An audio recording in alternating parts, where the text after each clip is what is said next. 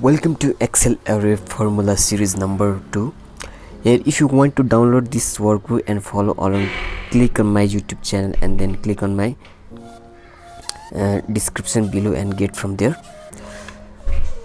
We are going to see that there are array function of course function or formulas because there's an equal sign, but this is a built-in function. There's a bunch of them, and as we saw in the first array formula, we have to use keyboard shortcut Ctrl Shift Enter to tell Excel that this is an array formula, or in this case we are using an array function. We want to use the transpose function.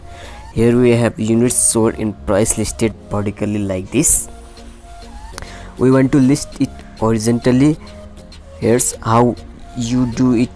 You got to count the rows 1 2 3 4 5, and that's how many columns has to be, and then you have to count the columns 1 2. That's the how many rows have you highlighted in, and in the cell up in the corner the light color cell equals transpose, and you will simply highlight this. Let's see. So here I will type the transpose, and then array will be our this one, this 2:5, and here is also 2:5, and we will click enter.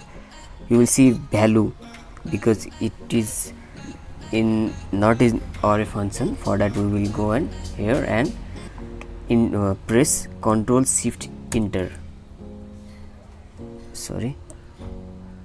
We will click here enter, and then we will select all, enter, and Ctrl Shift Enter, and you can see the all are plotted into rows into column.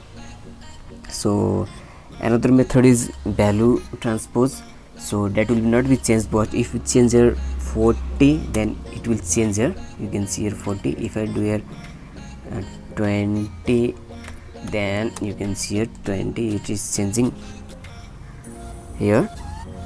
So there I changed here 16, and it is changed there.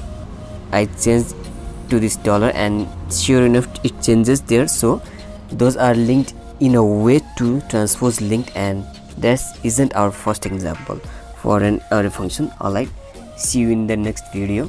I hope you like this video, so please subscribe to my channel and turn the bell notification to get more updates. Thank you so much.